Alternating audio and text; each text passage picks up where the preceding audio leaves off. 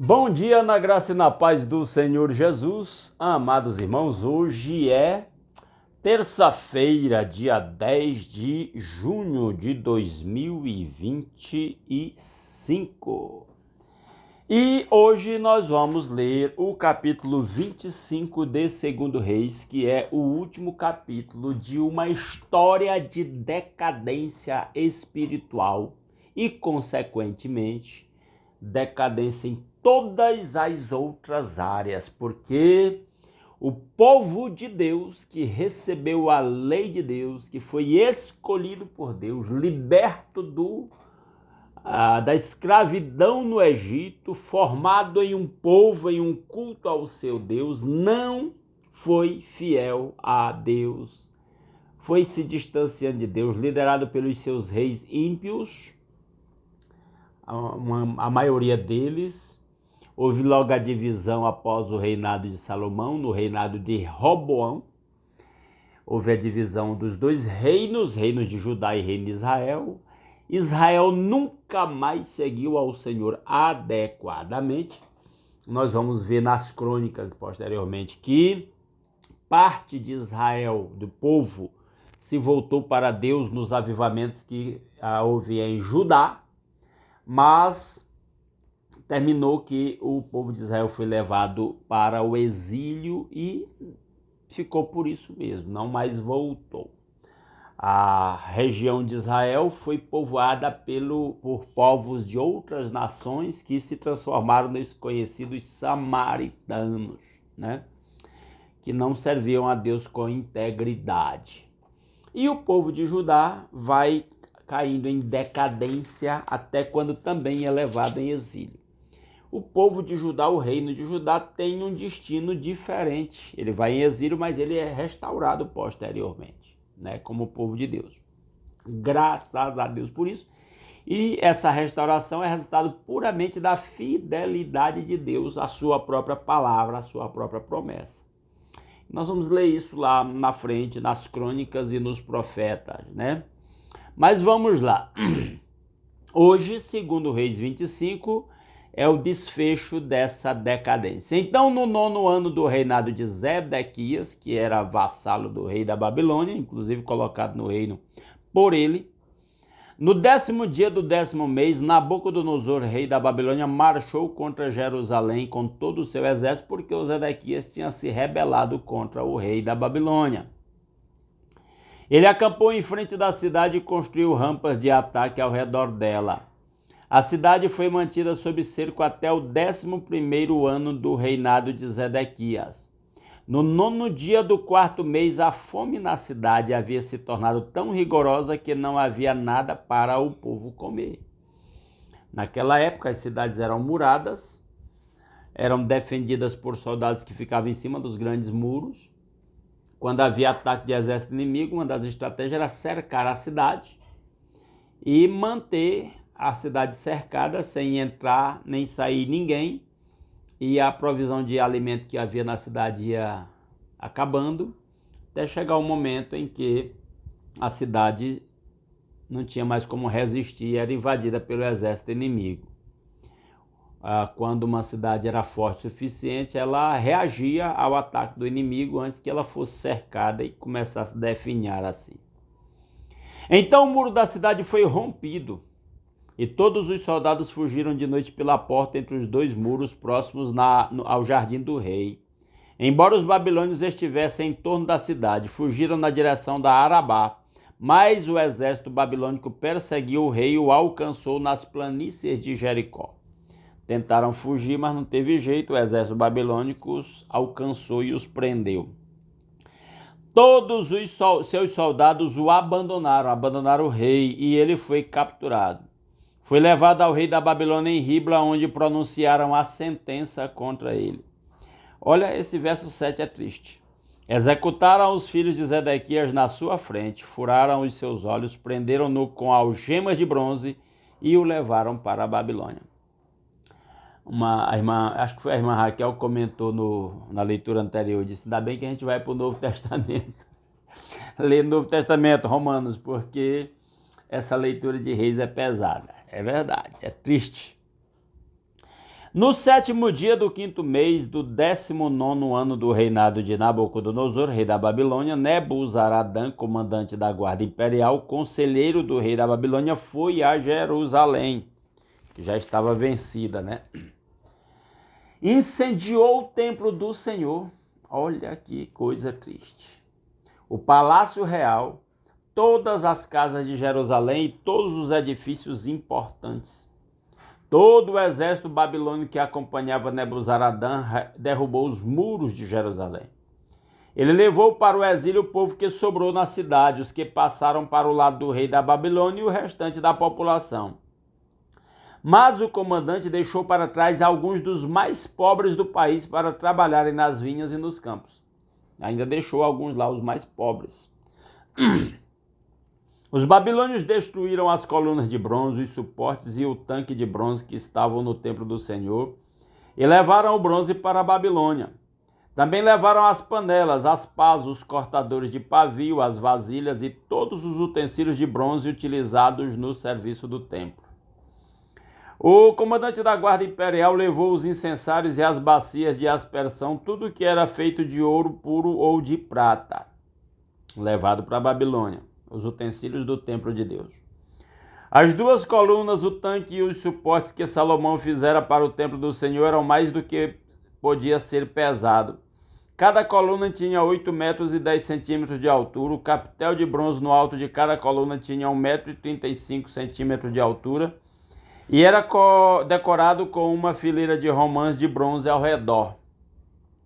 O comandante da guarda levou como prisioneiros o sumo sacerdote Seraías, Sofonias, o segundo sacerdote, e os 3 guardas da porta. Dos que ainda estavam na cidade, levou o oficial responsável pelos homens de combate e 5 conselheiros reais.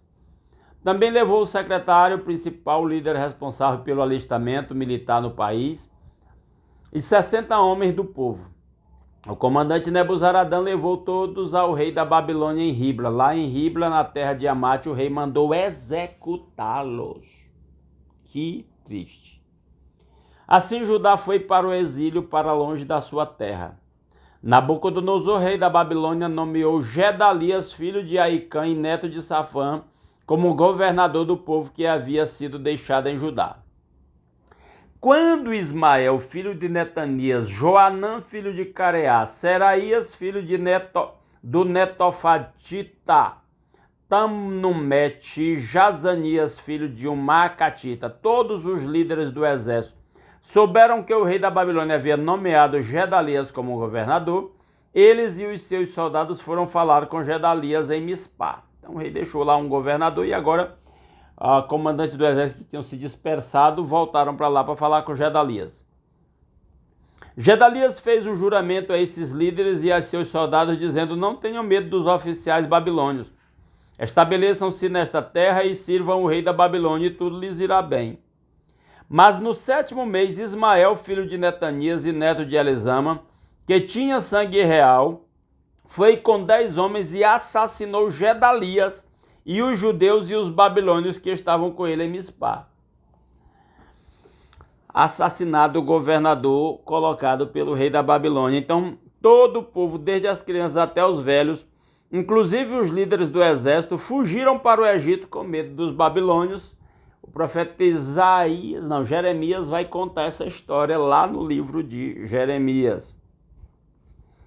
Verso 27. No 37º ano do exílio de Joaquim, rei de Judá, no ano em que Evil-Merodach se tornou rei da Babilônia, ele tirou Joaquim da prisão, no 27º dia do 12º mês. Ele o tratou com bondade e deu-lhe o lugar mais honrado entre os outros reis que estavam com ele na Babilônia. Assim Joaquim deixou suas vestes de prisão e pelo resto da sua vida comeu à mesa do rei. E diariamente, enquanto viveu, Joaquim recebeu uma pensão do rei. E assim termina a história do reino de Judá. Detalhe, quando ele fala que o Joaquim sobreviveu e ficou lá sendo sustentado pelo novo rei da Babilônia, já é apontando para o fato de que Deus sempre preservou alguém da família real de Davi, porque Deus havia prometido que aquela família seria preservada até, não é dito exatamente com essa palavra, mas isso se prolongou até vir o Cristo, que é o rei escolhido por Deus para o reino eterno, que é da descendência de Davi. Por isso que termina aqui com essa nota sobre Joaquim, que não é morto, fica lá preso muitos anos. Quando o novo rei assume, o liberta da prisão e lhe dá um lugar de honra entre os reis.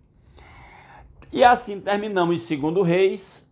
Agora, como nós combinamos, a gente lê 2 livros do Velho Testamento e 1 do Novo. Então nós lemos 1º e 2º Reis. Agora vamos ler Romanos, lá no Novo Testamento, a partir de amanhã, 5h30 da manhã. E eu espero vocês aqui então para a leitura do livro de Romanos. Combinado? E de novo, deixe seu pedido de oração nos comentários desse vídeo e olhe os pedidos de oração que os irmãos deixarem aqui. E eu estou me comprometendo, todos os dias eu faço isso, ler cada um dos pedidos de oração e orar pelos pedidos, e peço que você também faça isso. Além de deixar o seu pedido de oração, ore por estes pedidos, tá bom? E aí eu aproveito até para fazer um pedido de oração, aqui mesmo verbalmente, não vou deixar nos comentários. O pedido é: orem por algumas igrejas. Nós somos da Igreja Batista, eu sei que tem irmãos que nos acompanham aqui de outras igrejas, de outras denominações, mas eu peço que vocês orem por algumas igrejas que estão em processo de sucessão pastoral, estão sem uma liderança pastoral no momento. E uma dessas igrejas que ficou sem pastor recentemente, eu estou à frente para conduzir a sucessão pastoral. Então eu peço que ore. Essa igreja é a Igreja Batista Missionária aqui em Aparecida de Goiânia. Orem pela Igreja Batista de Itatiaia, que também está em processo de sucessão pastoral. Orem pela Igreja Batista do Cordeiro em Colmeia, Tocantins, também está em processo de sucessão pastoral. Orem pela Igreja Batista do Jardim Guanabara, aqui em Goiânia, também está sem o seu pastor recentemente, processo de sucessão pastoral, inclusive vou pregar lá domingo que vem. Orem pela Igreja Batista primeiro em Tocantinópolis, porque parece que está num processo lá que talvez o pastor atual vai sair, vai necessitar de um novo pastor. E orem pela Igreja Batista, primeira Igreja Batista em Coelho Neto, que é uma igreja que meu pai fundou e que eu já pastoreei e que também está em processo de sucessão pastoral. Na verdade, eu já pastoreei a Igreja Batista primeira de Coelho Neto, a primeira igreja de Tocantinópolis foi onde meu pai foi batizado há anos atrás, minha tia é membro lá, meus primos. A Igreja Batista do Cordeiro em Colmeia, eu já pastoreei aquela igreja também. A Igreja Batista do Itatiaia, eu também já pastoreei. Então eu estou falando de igrejas que fazem parte da minha história de 37 anos de pastoreio. Tá bom? E aí, peço que os irmãos orem para que Deus conduza, levante obreiros comprometidos com Deus, que amem aquelas igrejas, que se dediquem a elas. Eu, da minha parte, os pedidos que meus irmãos deixarem aí nos comentários do vídeo, eu me comprometo a orar. Tá bom? Grande abraço, aguardo vocês amanhã, 5h30 da manhã.